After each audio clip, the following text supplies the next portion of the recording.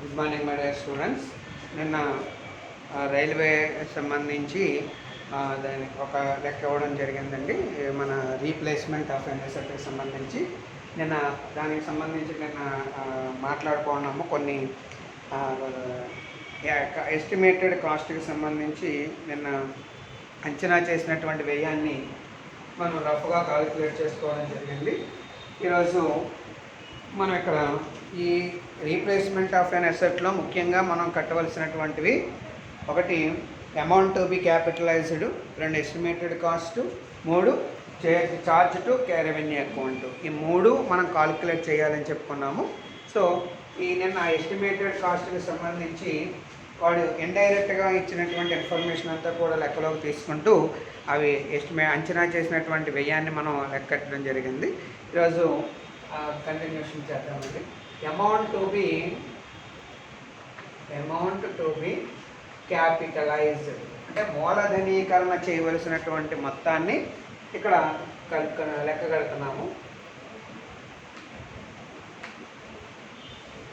So ఈ మూలధనీకరణ చేయవలసిన మొత్తాన్ని మనం ఏ విధంగా కనుక్కుంటాము అంటే, చూడండి, ఇక్కడ actual cost of new station, actual cost of new station, క్రొత్త స్టేషన్ నిర్మాణానికి అయ్యేటటువంటి వ్యయము, న్యూ స్టేషన్ ఎంత అయిందండి? మనకి లెక్కలు ఎంత ఇచ్చాడు? 20 లక్షల రూపాయలు లెక్కలో ఇవ్వడం జరిగింది. దీనిలోంచి less estimated cost, less estimated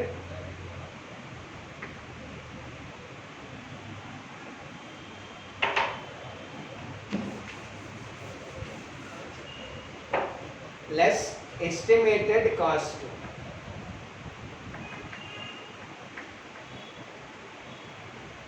అంచనా వేసినటువంటి వ్యయము నిన్న క్యాలిక్యులేట్ చేసాం మనం.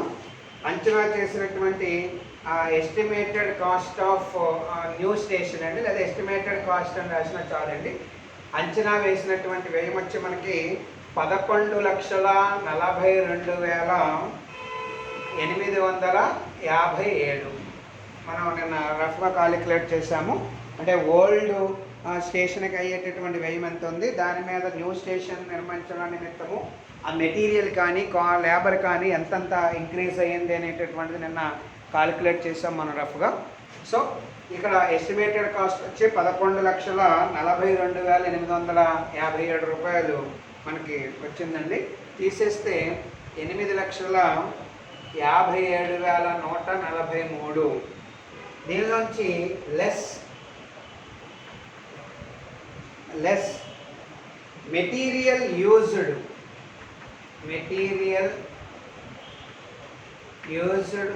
ఇన్ న్యూ స్టేషన్, కొత్త రైల్వే స్టేషన్ నిర్మాణంలో పాత మెటీరియల్స్ అంటే పూర్తి స్థాయిలో అమ్మి వేయకుండా అందులో పనికొచ్చినటువంటి మెటీరియల్ కొత్త స్టేషన్ నిర్మాణంలో వాడినటువంటి విలువ ఎంత అనేది. న్యూ స్టేషన్ ఎంతండి? 8,95,000 అండి. 95,000 మనకి లెక్కలో ఇచ్చారు.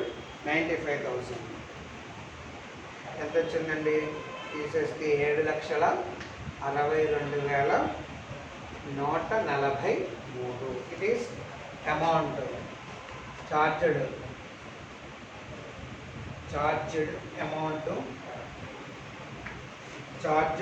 Amount to capitalised.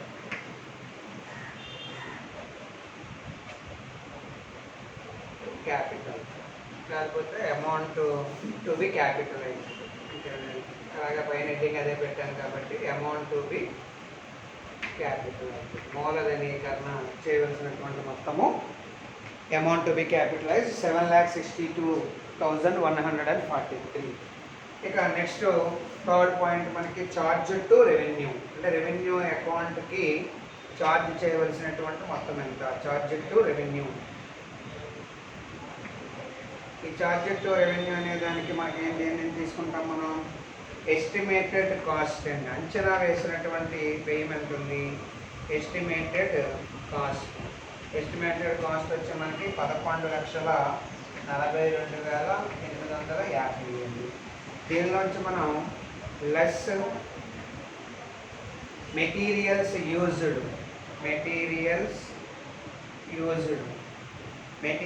యూజ్డ్ వచ్చి 95,000 మనకి లెక్కలో ఇచ్చాడండి. అలాగే మెటీరియల్స్ సోల్డ్, అమ్మినటువంటి మెటీరియల్స్ సోల్డ్ వచ్చి మనకి 27,500 ఇచ్చాడు. ఈ రెండు కలిపి తీసేసేయండి. 1,22,500, 1,22,500. డిఫరెన్స్ వచ్చి 10,20,350. It is the amount charge to revenue account. ఈ 10 లక్షల చిల్లర charge to revenue account. Okay, ఇది మనం కట్టవలసినటువంటి ప్రాసెస్ అండి. అదే మనకి సింగిల్ అకౌంటింగ్ సిస్టంలో అయితే పాతది ఏదన్నా సరే అందులో దాన్ని అమ్మివేయడము, అమ్మడం ద్వారా ఏదైనా లాభం కానీ నష్టం కానీ ఉంటే లాభ నష్టాల ఖాతాకు మళ్లించడము, కొత్తగా ఖర్చు చేసేటటువంటి మెటీరియల్ మీద వెచ్చించిన వెయ్యాలి. కానీ మొత్తం మీద న్యూ స్టేషన్ ఖర్చు అంతా కూడా మూలధనీకరణ కింద భావించి దాన్ని మూలధనీకరణ చేయడం అనేటటువంటి జరుగుతుందండి.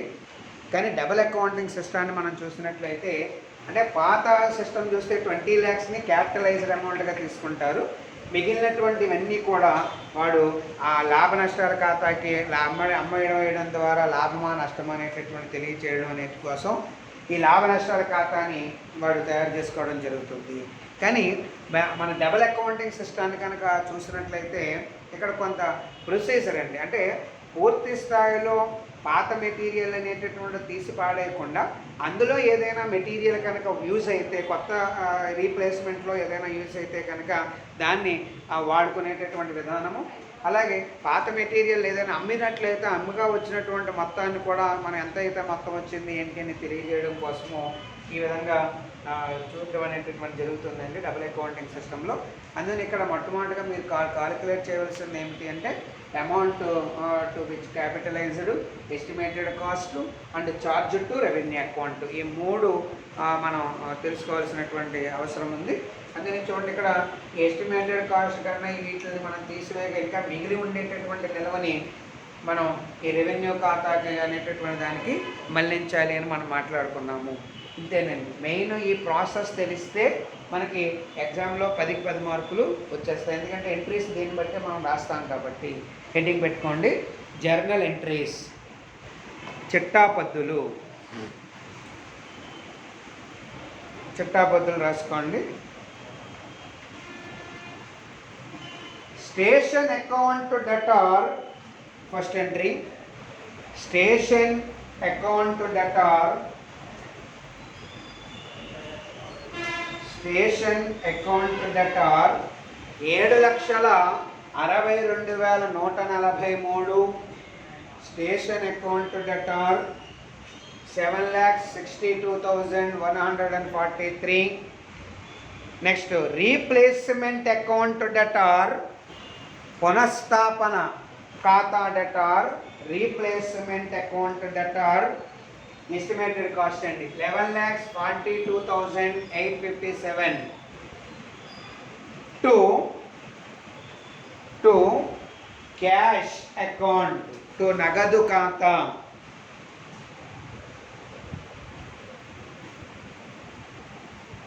19,05,000 అండి. టోటల్ వచ్చి 19,05,000 క్యాష్ మనకి ఖర్చు పెట్టినటువంటి అంశము. నరేషన్ రాసుకోండి. Being the amount spent towards replacement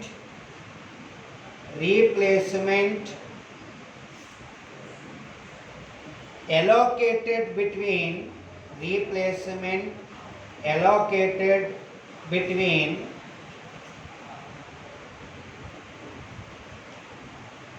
capital and revenue. Station పునఃస్థాపన వ్యయాన్ని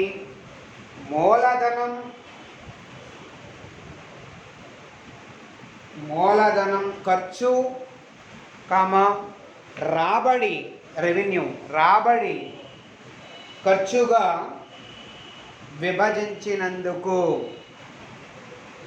విభజించినందుకు. Next second entry, station account debtor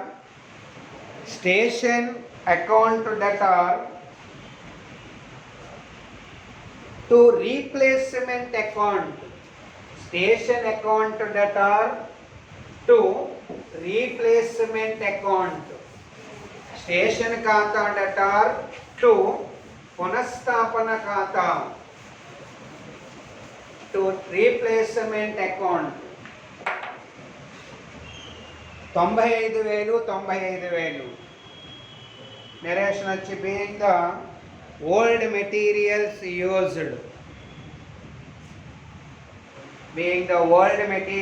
used. పాత మెటీరియల్స్ను ఉపయోగించినందుకు. కొత్త స్టేషన్లోనే అవసరం లేదు, అలా కొత్త స్టేషన్లోనే ఉపయోగిస్తాం కాబట్టి. నెక్స్ట్ థర్డ్, క్యాష్ అకౌంట్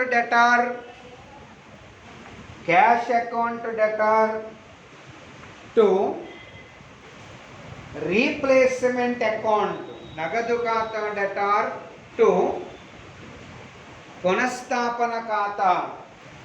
అమ్మాడు చూడండి, సోల్డ్ చేశాడు కదా, 22,500 రూపాయలు నగదు వచ్చింది మనకి. పాత మెటీరియల్ అమ్మితే 27,500 27,500 ఓకే.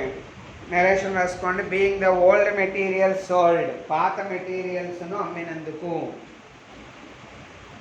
ఇక last entry, revenue account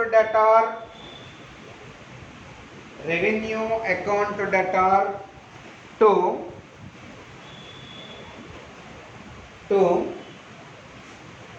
replacement account. రాబడి ఖాతా డెటార్ టు పునఃస్థాపన ఖాతా. 10,26,20,357. 10,20,357. నెరేషన్ వేసుకోండి. బీయింగ్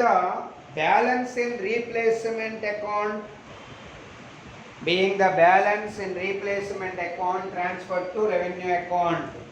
పునఃస్థాపన ఖాతాలోని మిగిలిన నిల్వను రెవెన్యూ ఖాతాకు బదిలీ చేసినందుకు.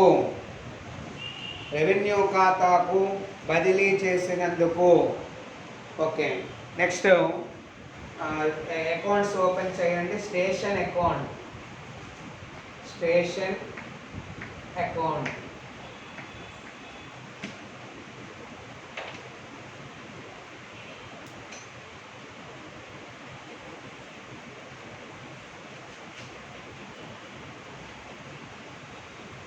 మొట్టమొదటిగా టు బ్యాలెన్స్ బ్రాడ్ డౌన్. తెచ్చిన నిల్వ మనకి 5 లక్షల రూపాయలు లెక్కలో ఇవ్వడం జరిగిందండి. ఇక టు క్యాష్, స్టేషన్కి సంబంధించి ఏమైతే ఉన్నాయో అవన్నీ చూపించండి. 7,62,143. అలాగే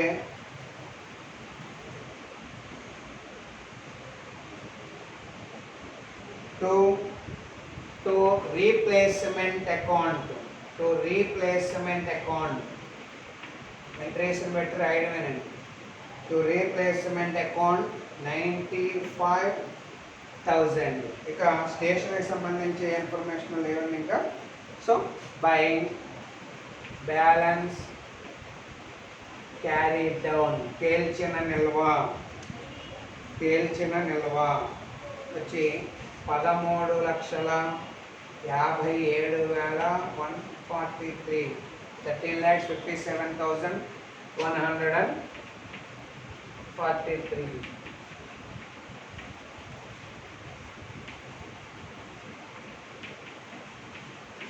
ఓకే. నెక్స్ట్ పునఃస్థాపన ఖాతా, రీప్లేస్మెంట్ అకౌంట్.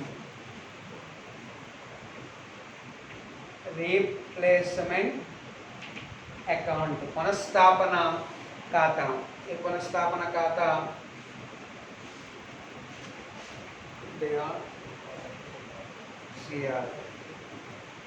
చూడండి, by station account, by station account 95,000. అలాగే టు క్యాష్, ఫస్ట్ ఎంట్రీ చూడండి, టు క్యాష్ వచ్చి 11,42,857 టు క్యాష్. అలాగే బై క్యాష్ అకౌంట్ 27,500.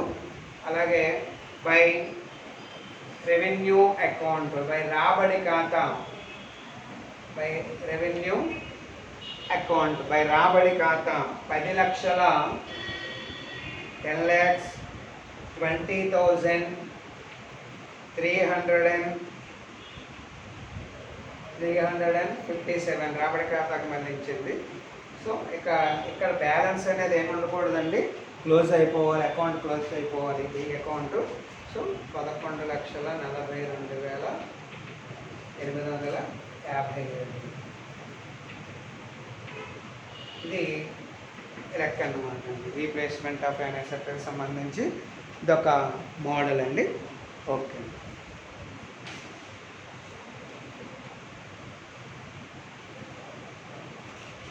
ఇంకా దీంట్లో మనకి కొంత ఇంకొక చిన్న లెక్క ఒకటి ఉందండి. అది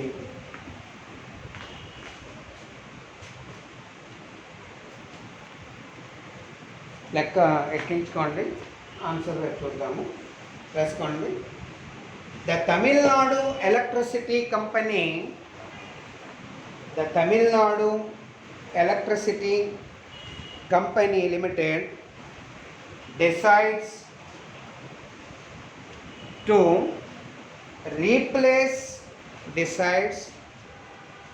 replace one of its old plant with a modern one with a larger capacity. The plant when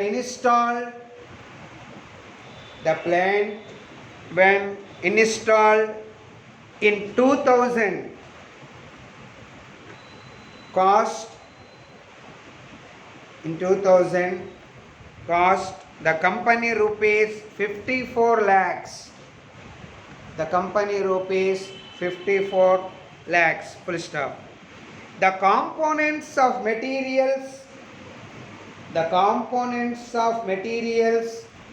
labor and overheads being in the ratio of 5:3:2. 5:3:2. Okay, next line రాయండి. It is ascertained that the cost of materials and labor have gone up by 40% and 80% respectively. The proportion of overheads to total cost is expected to remain the same as before.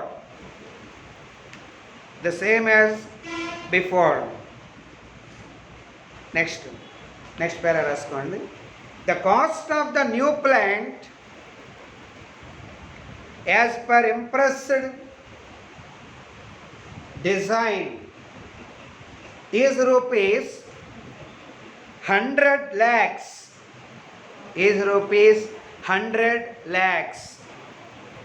And in addition, materials recovered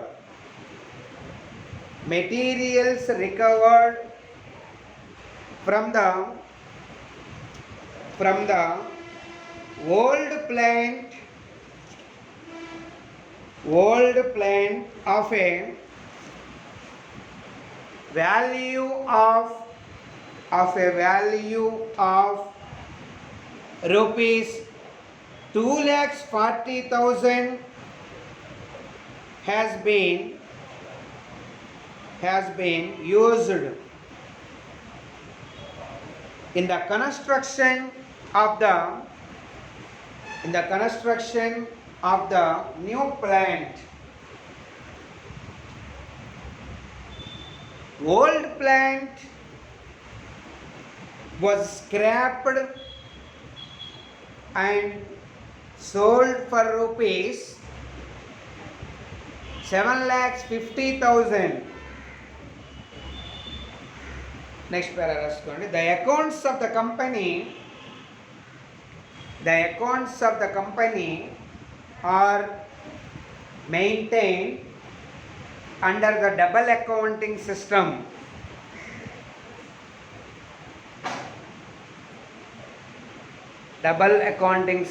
Full stop. Indicate how much would be capitalized and the amount charged to revenue account. The amount to be charged to revenue. Show journal entries and prepare necessary ledger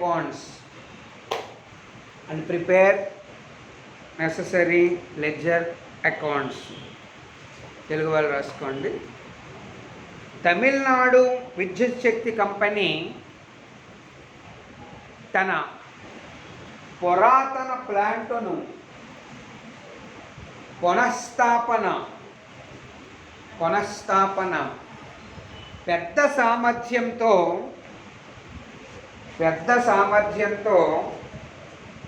చేయాలని తలించింది. 2000లో దాని మీద వ్యయం 54 లక్షల రూపాయలు. Materials, శ్రమ మరియు over head అంశాలు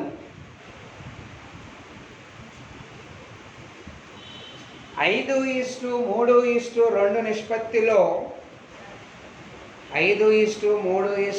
నిష్పత్తిలో ఉంటాయి.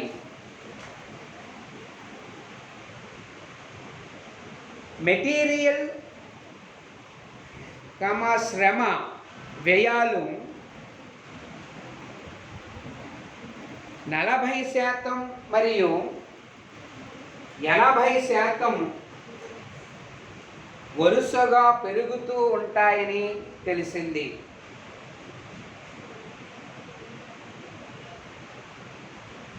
ఓవర్ హెడ్ మొత్తము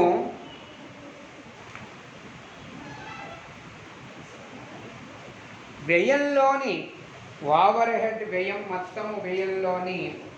నిష్పత్తిలో మార్పు ఉండదు. క్యాజువల్గా ఉంటుందండి, అది మార్పు ఉండదు. క్రొత్త ప్లాంట్ వ్యయం 100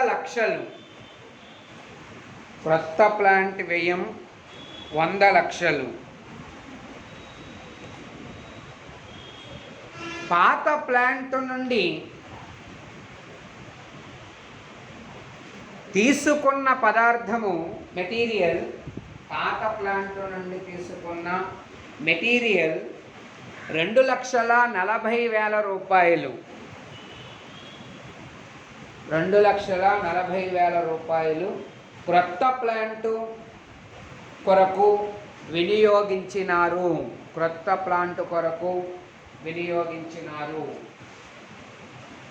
పాత ప్లాంట్ తుక్కును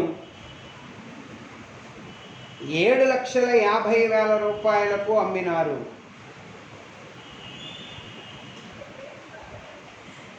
నెక్స్ట్ పేరా, కంపెనీ ఖాతాలు ద్వంద్వ పద్ధతిలో నిర్వహించాలి. ఎంత మొత్తం మూలధనీకరణ చేయాలి మరియు రాబడులకు వినియోగించవచ్చునో కనుగొనండి. మరియు చిట్టాపద్దులు వ్రాసి అవసరమైన ఖాతాలను తయారు చేయండి. ఓకే, దీనికి సంబంధించి ఆన్సర్ రేపు క్లాసులో మాట్లాడుకుందాము. Okay, thank you.